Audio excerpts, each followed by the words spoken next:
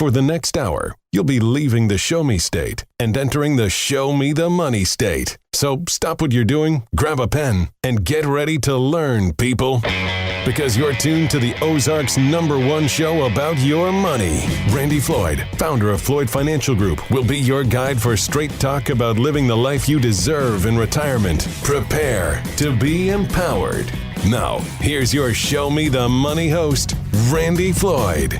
Thank you so much. Welcome to Show Me the Money with Randy and Jake Floyd, the show that gives you the straight talk and honest answers you need to reach your wealth management and retirement goals through smart investing and careful planning. My name's Jeff Shade. I'm just here to ask the questions, but of course the words of wisdom and the solid advice come from Randy and Jake Floyd at Floyd Financial Group.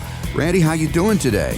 Just doing really well, Jeff. Just happy to be here in the last bastion of sanity. And I'm glad to talk to you here in the last bastion of sanity. Jake, how's it going for you today? Doing really well, Jeff. Thanks. Glad to hear, as always, Jake and Randy. Hope our listeners are doing well today, too. Another good show lined up for our listeners here in this beautiful part of the country. And, you know, spring has sprung. I mean, spring has been sprung for quite some time. We're in the doorstep of Memorial Day, the unofficial start of summer, and I just can't wait to get out there on the lake, do a little fishing. But we've got about an hour to go before we can hit the lakes at this point in time. So let's talk about what's going on in the economy, what's going on in the markets, and what's going on insofar as what's on people's minds as far as money goes. First up, we're going to talk about a bear market rally. Gentlemen, we're in a bear market right now, but a bear market rally is a rally within that bear market where prices of things temporarily go up. And I think people get a little false hope, don't they? Yeah, so when we talk about bear market rallies, there's a lot of false signals that happen, and a lot of people tend to get trapped. And what tends to happen is after a big sell-off, markets get oversold, is the technical term.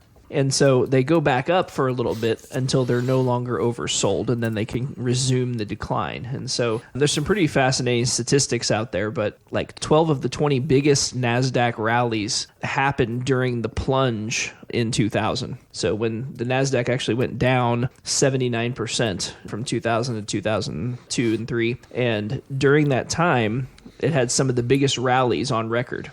And people are like, well, how is that possible? Because as the number goes down further, so let's think about the math a little bit. If a stock goes down, let's say 70%, and there's a lot of stocks down 70% from the high right now. If a stock goes down 70%, so let's say it started at $100, it's now $30, right? Now let's say it rallies back up 10%. Well, that's only $3 now on a $100 stock. So it's really a 3% rally from where you started, not a 10% rally from where we are now. So you tend to have these really big outsized percentage moves in a bear market rally. And so it's important that we don't get fooled by the fact that markets are down, and as they come back, we don't want to take the bait, if you will. They're trying to bait us into buying back in here, and those that do will probably get hurt here. And so bear market rallies tend to be pretty dangerous to especially do-it-yourself type investors because they're not ready for the rug pull, if you will, that happens on the other side of these. Well, there's no doubt that we're in a bear market right now. As you said, these little rallies do give people false hope. But I guess the big question is, how much further is this going to drop? I know that we don't have a crystal ball, but what is your feeling about this market right now? Is it going to last for much longer? So I think, Jeff, the big question, I say big question, there's two big questions I think that we need to have answered to answer that question. If you want to know where this market is headed, watch the bond market.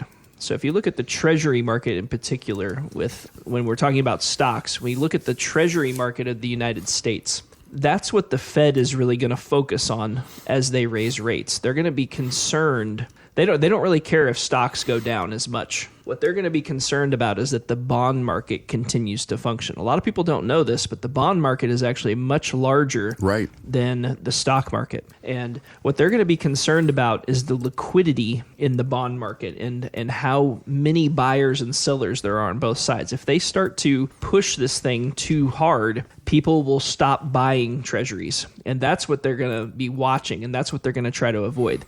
They don't mind crashing stocks, but if they start to dry up buyers of treasuries, you'll look to see them reverse course very quickly. This bond market has had a lot of people worried, and Jake, you and I have conversations off the air. We were talking yesterday about my wife's hairdresser who was very, very worried that her 401k, as she said, it is tanking. Do you get many people who call you just panicked because the money inside their 401k has been greatly affected by this bear market and they just don't know what to do? So as people get closer to retirement, we tend to see them get more worried, which is appropriate. The last 5 years or so before retirement, we call the retirement red zone.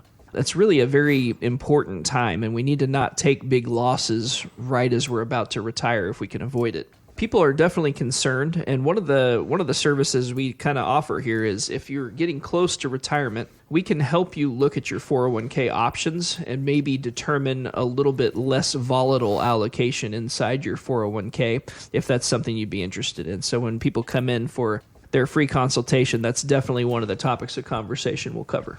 Now, this couple is about 10 years away from retirement. They're 55 and 54. If you do find yourself in that situation, what advice would you give to someone who maybe brings you their statement and says, look at this is just tanking tremendously. This is my 401k. I mean, what advice would you give to them? Do you just sort of wait it out, or do you look to reallocate maybe where you're putting your money? So assuming this, there's a lot of assumptions here, but let's give some assumptions. So let's say they are going to retire at 65. So that means we're 10, 11 years from retirement. In that boat, I would say you just hang on. You hang on, but more importantly, the number one piece of advice I would give is don't stop funding. Don't stop contributing to that 401k. So if the market comes down even quite a bit, you're going to be buying shares at a huge discount. So make sure that whatever you do allocation-wise, just make sure you're buying during all that. You're continuing to fund. You're continuing to get your match from your employer.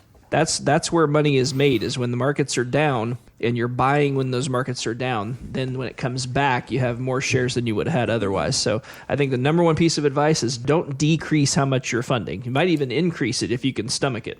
We're talking with Randy and Jake Floyd at Floyd Financial Group about bear market rallies. I mean, this couple wanted to pull all their money out of their 401k and put it into something else, but of course, not being 59 and a half, they're subject to a 10% penalty, and then they would pay tax on that. So absolutely not the right thing to do. Jake, I understand for the longest time here, stocks have been really overvalued, and that brings me to talk about something called the PEG ratio. I understand that a normal price-earnings growth ratio is about 16.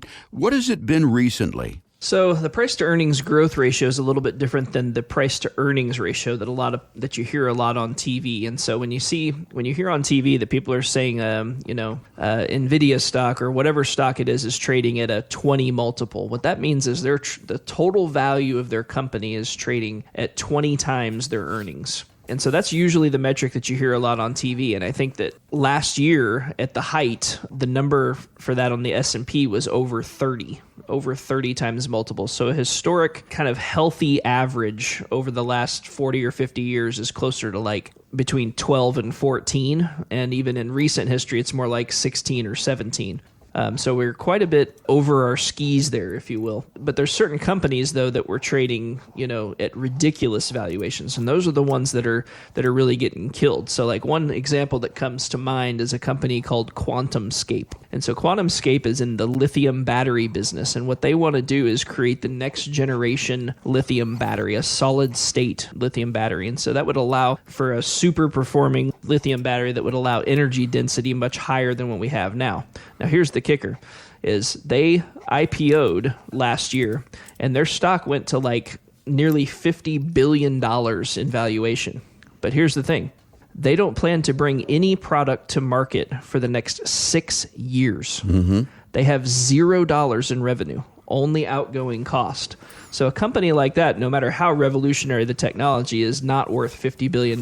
It's worth fractions of that, maybe more like 5 or less. And so people kind of got really out of control with how much they were paying for some of these stocks. And so, that stock, along with many others, are down 70, 80, 90, even 95%, depending on what stock we're talking about. And so that highest multiple area is what's really been getting crushed lately. So Peloton is another one, right? So you probably know what Peloton is. You've probably seen them on TV, right? Mm-hmm. Peloton was over $150 a share at one point, and a couple of weeks ago it was under $15. Randy and Jake here at Floyd Financial Group on Show Me the Money. Thanks for joining us again this week. Jake, you talked earlier about this couple that I know of that are 10 years away from retirement. And as you said, the retirement red zone is 5 years away from retirement. If you find yourself with a very down portfolio because of a bear market, and let's say that you're 2-3 years away from retirement, should you have a knee-jerk reaction to this? I mean, what should you be doing, if anything? So the answer to that question, Jeff, is as it is a lot of times on the show, is it depends. There's a lot of considerations we would need to take into account. You know, how much passive income are you going to have in retirement? Do you have a pension? Is the money that's in question the only source of extra income other than Social Security that you're going to have?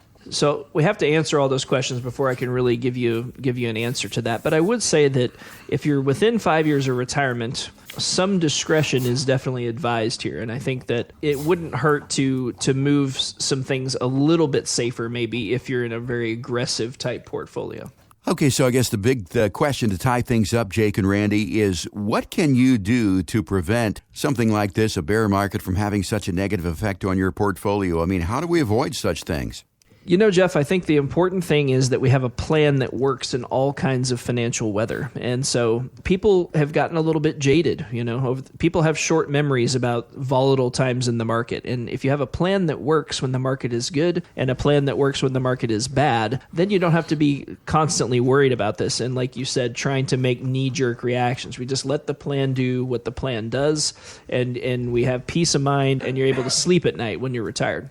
Absolutely. I think the takeaway here is having that comprehensive plan, as you said, that can weather all sorts of financial storms. I mean, you look at these big trees that we've got around here, and sometimes, you know, they fall over on their sides, and you're going, well, how could a big tree like that fall over on its sides?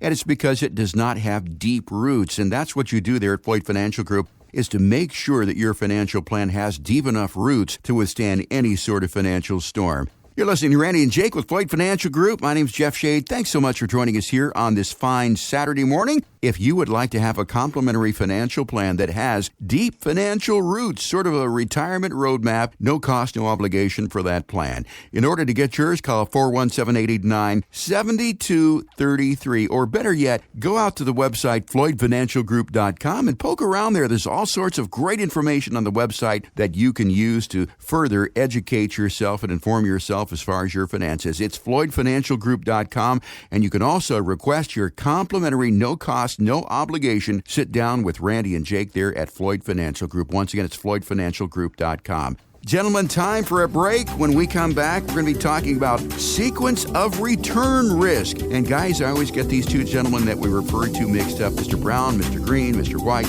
I'm not sure what their names are, but we'll find out more when our show continues here on 104.1 FM KSDF, where Springfield comes to talk. Ready for a heapin' helping of some more real talk? Thought so. Here's another serving of Show Me the Money with your server, Randy Floyd.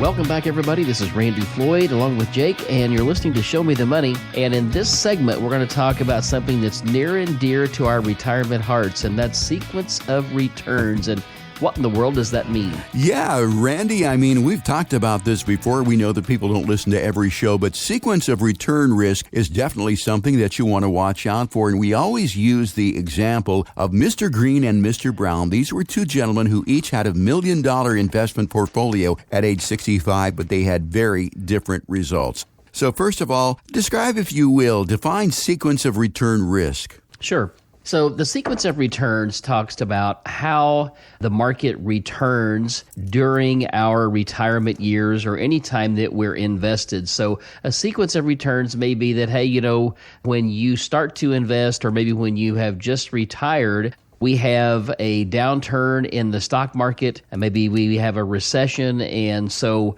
we don't have a lot of growth in the market. In fact, we have negative return. That can be very devastating to a retirement plan unless it's properly constructed to handle that. The other side of that is you could retire at exactly the right time, and sometimes it's hard to recognize. In fact, I will tell you it's almost impossible to recognize the difference in those two. So case in point would be this. Jeff, looking back over our shoulder to COVID-19, and here we are in February of 2020. We're at the highest the S&P 500 has ever been. That's 3,373 points at that point. And, here we go. We go off the cliff and we're down 34% over a month. And then we spike back and everything looks good, even though we had people laid off, we had economies shut down and all that. We would have thought that the market would have continued to plunge. But I had people that retired right during that storm. And we set these accounts up for them. We monitored all that performance. And through 2020, we returned, nearly 20% in our stock portfolio. And then we have other things that we use where we blended together. And we had a really great year, probably a 14 or 15% year, even during, a pandemic. So looking back at that, you'd think, well, that probably was one of the worst times in the world to invest. But I will tell you that the people that retired during that time are grinning ear to ear right now because they made big returns during 2021. And then, of course, the tail end of 2021, and here we are in 2022, the sequence of returns has changed. And I guess the thing that I would want to point out to people is none of us can control the stock market because none of us can control the Putins of the world and people that are always being disruptive in some way. We also can't control, pandemics. We can't control the black swan events and things that come along. And so we have to be prepared for all of those. So let's talk about a couple of things that are important to note. So if I have a 401k plan, and let's say I'm Mr. Green and you're Mr. Brown. Well, I'll be Mr. Brown. You could be Mr. Green because I want you to end up really wealthy. Okay. Okay. So I'll be Mr. Brown. So we both are working. We're funding our 401k plans. And let's say that 25 years before our retirement, we both start, we got $1 million invested. And over that 25-year period, we have a 6% average return on that money. We're not spending anything yet. We're just saving for retirement. Mm-hmm. We both end up at around $4.2 million, and we're like, yay, all the way to the bank. We're happy as we can be, right? So that's a great thing. Everything worked out fine. But it could be that during the early years, you had much better returns than I did. And I had those returns better in the later years because of a little different, maybe in age or just how the happenstance or the sequence of returns occurred. But here's the thing to know. If we both get a 6% return, no matter how we get that average 6% return over the same time frame, there is no difference in our outcome. In other words, we both start with $1 million. No matter how we get our 6% average return, because we're not spending any money out of the portfolio, we're just building it, there's no difference in the outcome. But now let's enter retirement and let's talk about that. Yeah. So here we are. Let's say we enter retirement, and let's just say, for ease of figuring, Jeff, we both have $1 million that we have saved in our 401ks. Okay. When you retire into a really strong bull market. In fact, the first 3 years, you have about a 40%, maybe a 50% uptick, because we had a great new president who was just elected and everybody's confident and inflation's under control and all that sounds stuff good. Yeah. all that stuff is Sounds happening. great. It's really going good. Especially the new president part. Yeah. So we decide that we're going to pull a 5% income stream. So on $1 million, 5% is $50,000, Right. $50,000 a year, which I say in a portfolio built correctly, that's a reasonable amount to withdraw. And really you could expect to, never run out of money if it's managed properly at that level. Now, on the other hand, I retired, but I didn't have the same benefit of timing in the market because I had 3 negative years. Right. I started drawing my 5%, my $50,000 a year, and because of those early years, and I didn't have any risk mitigation, I just threw the money in the market, just left it out there, and hey, let her fly, no big deal. So what ended up happening, is over time, I went broke in just a few years. By the time I was 83, 84, I was out of money. And we looked over at your side, and here you are. You started with $1 million. You've been drawing $50,000 a year. Now you got $3 million. Right. So it's just the sequence of returns and how things happen. So one of the big things we always talk about here at Floyd Financial Group is how do we mitigate risk while getting good returns. Because what we really want to do is we want to get great returns when the market is working and going up and cooperating, right? Going the direction we want. But then when things are, when we're falling off the cliff, we want to make sure that we have some risk mitigation tools in place. And we do that a couple of ways. We build a portfolio that part of the portfolio has no downside risk at all, and the other side we tactically manage, and we manage on a daily basis as time runs forward.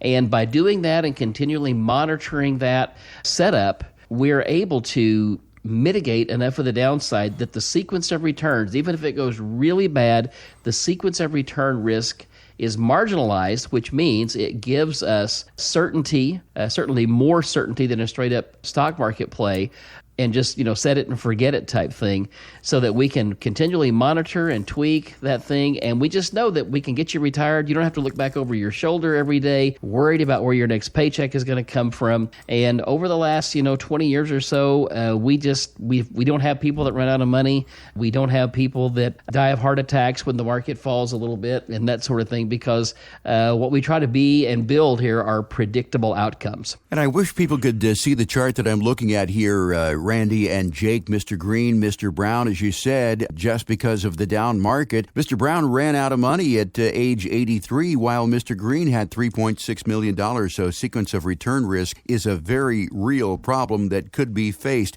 You have retired people, I would imagine, in the 25, 30 years that you've been doing this, you've been retiring people in all sorts of down markets. Is this something that is very common, that you can avoid a sequence of return risk if you just know how to do it? Well, I won't say that you can avoid it, but we can certainly mitigate the damage and make it to where the problem that Mr. Brown had was he had no risk mitigation. So when those 3 years of the market going down came along and he's trying to live, just because the market's down doesn't mean you don't need income next month, right? Yeah, right. The bills still come in. But he was sitting there and he was just bang, bang, bang those 3 years. It was just unrecoverable for him. And so if we do this right, we can protect people against those really negative years. And, if you need some additional income in the future, once in a while you're going to need a car, you're going to need a roof on the house. You may want, who knows, a big special trip with your family or something like that. If we protect and grow the money while paying you the income, you're going to be able to do all those things looking forward. We're going to be able to withstand some inflation. Some years we're going to make 3 or 4 years of income. Other years we may not make any, or maybe we won't make any money to replace the money we withdraw on our annual basis. Maybe we'll make half of that back. But the thing is, when we win, we want to win big enough to where we can store those nuts away and use those for a rainy day, because there will always be a rainy day. It's just the way it's always been, and it always will be. Economies ebb and flow, just the way business works. And so by having a plan and building a portfolio that will withstand all kinds of weather, sequence of returns, all that stuff factored in, it just makes everybody's life a whole lot better. We feel good about it, and all of our clients feel good about it as well. So as you said, it's not eliminating sequence of return risk, but it's sort of mitigating the damage that it can do. And of course, once again, as we've talked about many times here, it's having a good plan that can withstand all sorts of financial weather. Once again, you're listening to Randy and Jake here at Floyd Financial Group. Glad you could join us here on our favorite radio station here in Springfield, 104.1 FM, KSGF. And we're talking about sequence of return risk. If you would like a plan that can help mitigate damage if there is a sequence of return situation, and you'd like that plan at no cost, no obligation, Randy and Jake have generously set aside some time to sit down and talk with you about your individual situation. It's no cost, no obligation, maybe an hour or so to sit down and maybe ask your individual questions. And to get yours, call 417-889-7233, 417-889-7233. Take advantage of this opportunity while it exists right now. You can also go out to the website, floydfinancialgroup.com. Take a look around at the website there. Take a look at the people that you hear on the radio and take a look at the good information there. And again, make your appointment for that complimentary plan by going to floydfinancialgroup.com. You're listening to Show Me the Money. We're going to take a quick break, gentlemen. When we come back, we'll talk about consumer spending. Credit, it seems to be sort of an emergency situation here. Some very interesting statistics. All that and more when our show continues here on 104.1 FM KSGF, where Springfield comes to talk. Back with your financial catch of the day, and it's a big one. Here's more Show Me the Money Radio with your host, Randy Floyd. Welcome back, everybody. This is Randy Floyd. You're listening to Show Me the Money. And in this segment, we're going to be talking about something that is kind of interesting and how it plays into the economy. That's consumer spending and the use of credit.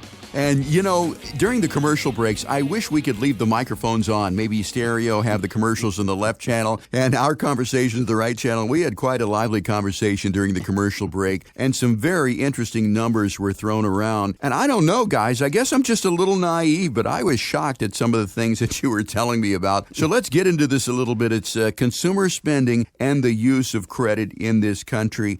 Consumer spending, I can't believe that it is where it is today, and the amount of credit card debt that people have. I'll let you guys take it from there. Yeah, I mean, if you listen to the government and some of the talking heads on the news, they keep talking about how healthy the consumer is and saying, you know, the consumer's in great shape. The consumer's in great shape. The market's not going to go down because they're in such great shape. Well, why is it then that when we're expecting like $22 billion in credit card debt to be racked up over the course of the month, that it goes to $56 billion? If they have so much money, why are we racking up credit card debt? Yeah. That's a really good question, right? And the other part of this is, guess what these people are going to not do whenever they run out of money? They're not going to stop spending. So this really comes back to the people that don't think this market is going to have trouble. You know, everything is happening, everything's falling into place for exactly what we've kind of been predicting here, which is that people, they had a lot over the last 2 years. They didn't spend as much during COVID. They got a lot of free money. But now that it's run out, they don't know how to turn off the spending. Yeah. And they're gonna run themselves up a nice big credit bubble. And you know, the other side of that is not pretty. At some point they will run out of credit and then the spending stops, and that creates kind of a downward cycle in the market. Now again, not being a doomsday sayer, I'm saying that the other side of that, there will be an amazing opportunity. But I think that there's a lot of things happening under the surface that the public and the markets are not really aware of or pricing in yet. And we were talking about the amount of credit card debt that people have, and I was astounded by the figures that you were throwing out, Jake. Yeah, I mean, $56 billion is a lot of money. You know, I mean, I think we talk about the B word, billions, you know, and sometimes we're a little bit jaded. Here's an interesting illustration, okay, that I think people will find fascinating. So if I were to put $100,000 on the table in front of me, right, that's 10 stacks of $100 bills, 100 in each one, right? Right in front of me on the table, I can put a single stack of $100 bills into $100,000, which means $1 million is 10 of those stacks. So I could put that right on the table in front of me. You don't need 50 briefcases like they show you in the movies to carry around $1 million. It's you could easily put it in a normal size backpack. Right. So $1 billion, though, is an 8-foot pallet stacked with hundreds. Okay, so if it was all hundreds, you could put $1 billion on an 8-foot by 8-foot by 8-foot pallet.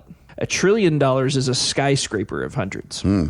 So to kind of put all that into perspective, you know, when we throw around these billions and trillions numbers, you know, these are huge amounts of money, you know, and I think it's easy to lose count of, you know, how much it is. You know, $1 trillion is $1 million. That's a lot of money. And so I think as we see these spending numbers and these overspending numbers, I mean, if anybody's booked a flight recently or anything like that, they know that everything's at record highs. Oil is, on the rise again. And people are going to spend themselves into a problem here if they're not careful. Yeah, and that credit bubble is going to burst, and it's not going to be pretty when it does burst. But again, I find it hard to believe that sort of intelligent people, you would think that they're intelligent, that when you buy something on credit, I mean, you have to pay it back many times plus 25-30%. That is an average credit card interest rate these days. And they spent when there was free money, but now the free money is run out. But yet they continue to spend. What is the mindset there? What do you think's going on in people's minds? I think you're mistaking something here, Jeff. You're mistaking the public as being upstanding citizens. Okay. So in this country, you can run up $100,000 worth of credit card debt and call one of these credit counselors and have them wipe it off for you for, you know, $10,000 or $20,000, or maybe even less, depending on your situation. You know, I think that the people listening to this show are going to fulfill their obligations, right? Right. But I think the vast majority of the public is like, well, let's see how much I can run up before I have to pay the piper. Right. And the more I run up before I declare bankruptcy or settle that debt, I think there's more of that going on than you might think. But I agree with you, Jeff. I think running up a bunch of debt at 20% interest, just really grinds my, it really makes me cringe. Yeah. So that is absolutely crazy. And I was thinking, when people do get debt reductions, or maybe they settle for 10 cents on the dollar, as you said, go bankrupt, what does that do to the rest of us who have sort of used our heads when we buy things? Well, a couple things I would say, and this is really kind of off topic. Well, it's not off topic; it's actually on topic. But no such thing as years off topic. Before I got into this business 20-some years ago, I worked in the food industry. We serviced restaurants and things like that, and so I managed lots of debt for a company. Mm-hmm. And I had several guys that went out around the countryside and they would sell food to restaurants and things of that nature. And we knew that there would be a certain amount of that money that we would write off every year that we knew would absolutely be uncollectible. And so when you look at credit card companies and people that do all this special financing, they have a lot of that built in, and, they've been tracking and tracing people for years and years and years. And so, they have a pretty good idea of what's going to happen until we have something come along, like a COVID or something like that, where, we had to give a lot of forbearance on housing, a lot of forbearance on car loans, and a lot of people cooperated and really helped people through that. But, the way people are spending right now, rates are going to go up because interest rates are going up, but credit card companies are going to continue to charge more and more and as much as they can to help offset some of the debt and the stuff that they know they're going to lose. That's just a built-in given into this.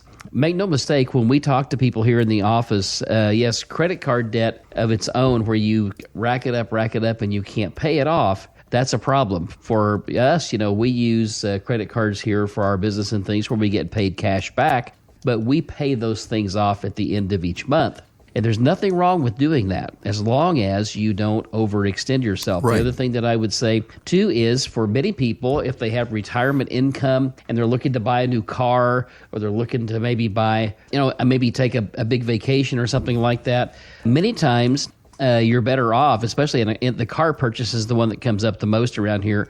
Should I pull $50,000 out of my IRA and pay for this car? Well, a lot of times you can get zero interest for 60 months or 72 months. If I can do that, I'm going to do that, because not only do I not take my $50,000 out that would potentially have a chance to earn, but I also end up paying tax on that $50,000 that I might not have to. I might even jump to the next tax bracket if I pull that money all out in one fell swoop. So the management and the use of credit is not a bad thing. Credit used properly is a wonderful tool, but many times it just gets abused. And so there'll be a reckoning on this as well. Yeah, and as you said, credit used properly can be a wonderful tool. When you do these spending plans, you account for major expenses in those, or do you recommend that people going into retirement have a lot of available credit, or do you say, just have enough to, float you by if you don't have a good day, that sort of thing?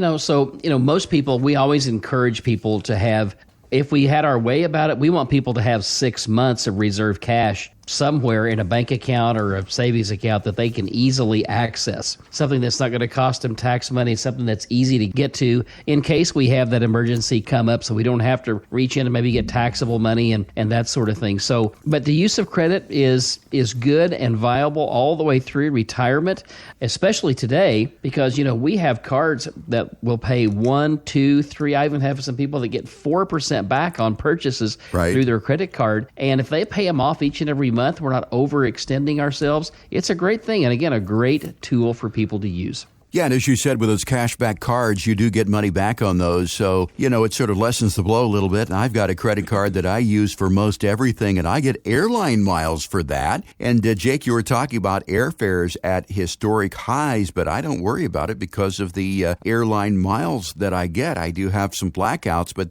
that is another way that you can use credit to your benefit.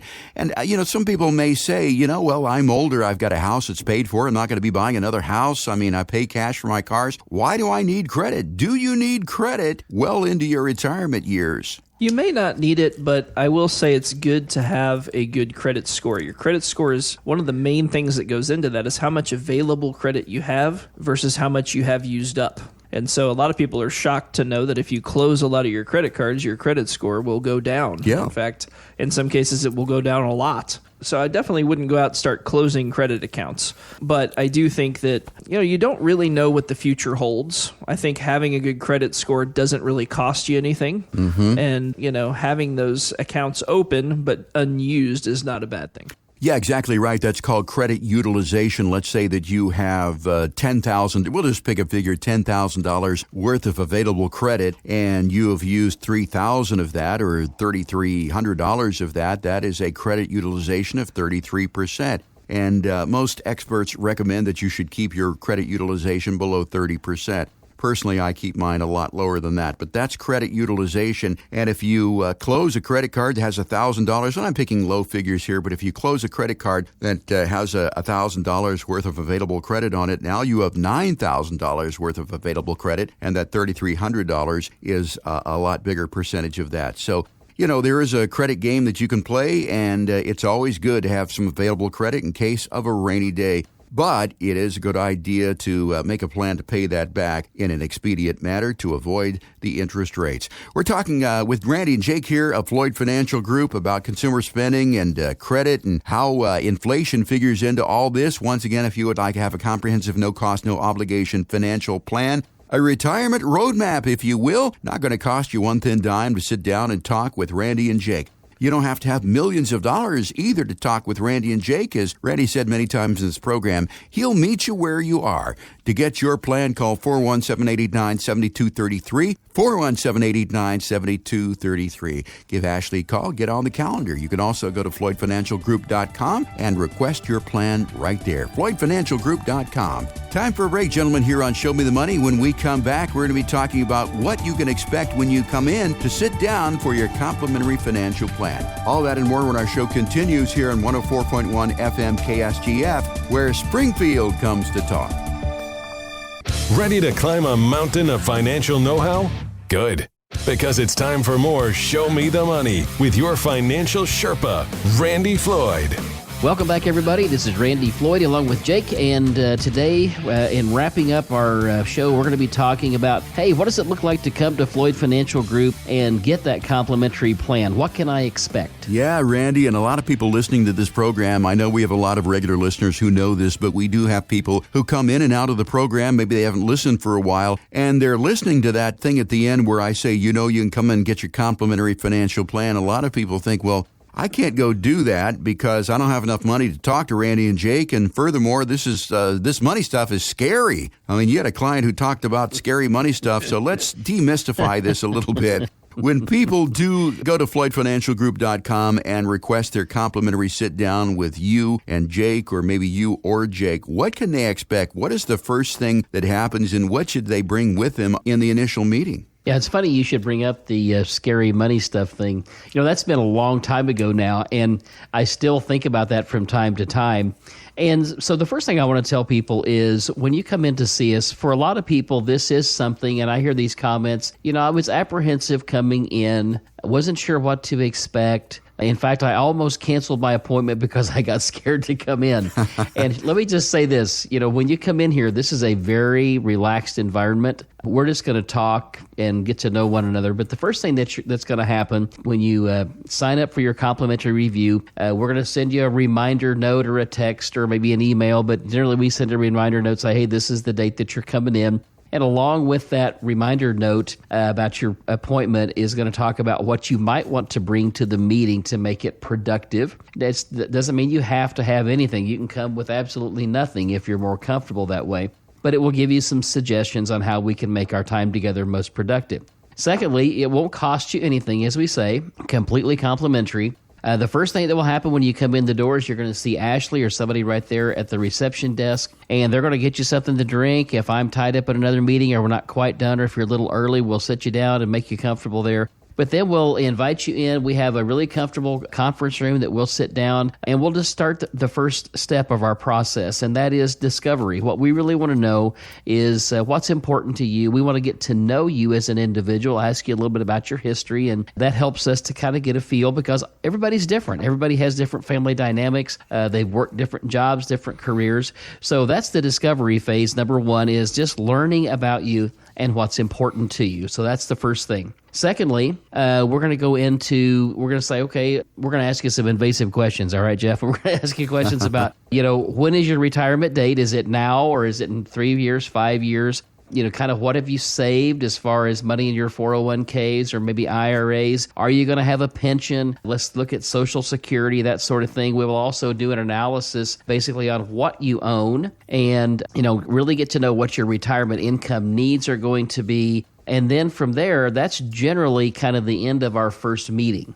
I often tell people this is not one of these things where you walk in here today and we say hi and we say, give us all your money. Mm-hmm. It doesn't work that way. So after we get through discovery and analysis, we'll have you back in, because what we will do in the interim between that meeting and the next one is we will actually do step 3, which is we will do some planning based on what we've talked about and what your needs and requirements are. So the planning process is always fun for us, and then we get to share with you, the client or the prospective client, what is going to be out there for you and what does that look like. And it's always very empowering to people once they see how their retirement plan is going to work out, and we take some time to really get underneath the hood of how we invest money and why, because we want people to feel really connected to their investments. So that's the planning phase. And then after that, we generally will have another meeting, because at that point in time, people are going, okay, well, maybe this looks pretty good. I kind of like what I'm hearing, but I need to have some time to think about it. And definitely we want people to go home, think about it, develop more questions, and then we'll come back and we'll have another meeting. At that point in time, we generally can get to a point to where everybody's kind of on the same page,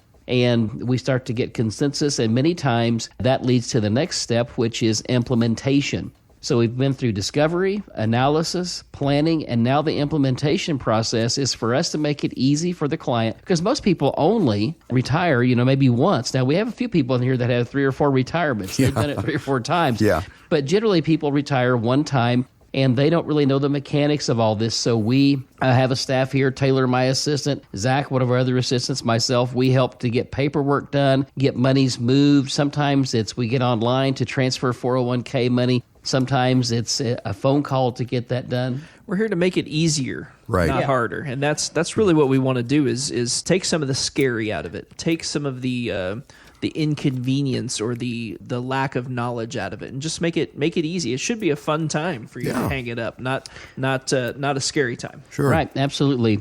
So once we get monies moved around and that sort of thing, we have people back in. We sit down with them. We develop their logins if they haven't done that already, because we have 24-hour-a-day access to all the stuff that we invest in. We get that done. Then we schedule our first 90-day review, and that's the final step, which is we monitor what we've done and then tweak and change as times change and time moves forward. So discovery, analysis, planning, implementation, and monitoring are the 5 steps here at Floyd Financial Group.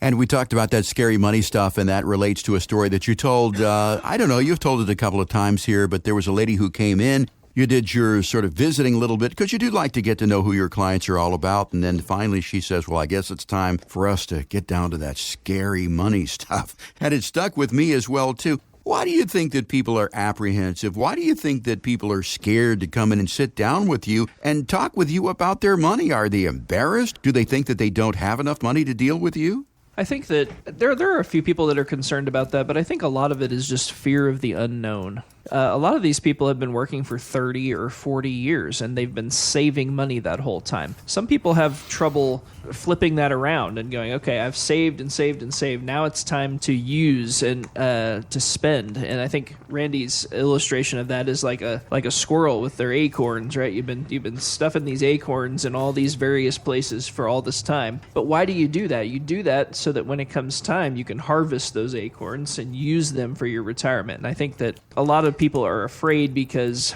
they've never done it before. And I think that, having some guidance and having that plan that we always talk about in place can take some of the scary out of that, and we realize that trust is earned, and we will meet you where you're at on that. We don't expect you to come in and instantly trust us. We're gonna talk about things until you're comfortable. We're not gonna ever put any big thumb on you and try to make you do something you don't want to do. I promise you, at this point in our career, we want people who want to be here. We're not going to try to make you do anything that you don't want to do. Yeah, and I think a lot of people are worried, too, that, having a financial planner is just for the ultra-wealthy people. But everybody can have benefit from having a financial planner. I mean, do you have to have millions of dollars to come in and sit down with you and get benefit? Not at all. I would tell you that generally speaking, I would say, everybody really has the same concerns. Am I going to have enough income?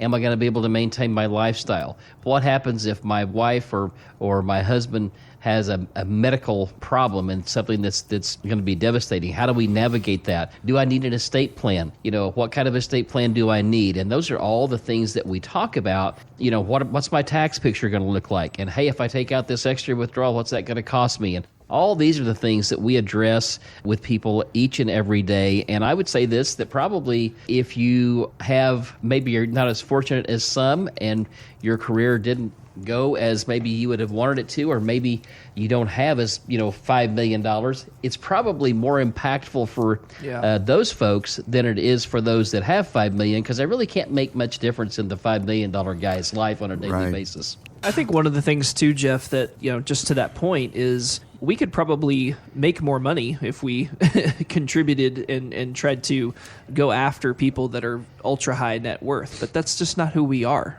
I don't want to have to go and smoke cigars at a country club. Not that there's anything wrong with smoking a cigar at a country club, right? But I don't want to have to go and do that and put on the song and dance. I put my pants on the same way everybody listening to this station right now puts on their pants in the morning, and I'm not better than anybody, and I'm just born and raised here in the Ozarks, So I think that when people are looking for what to expect, just know that, I was raised in Nixa, Missouri.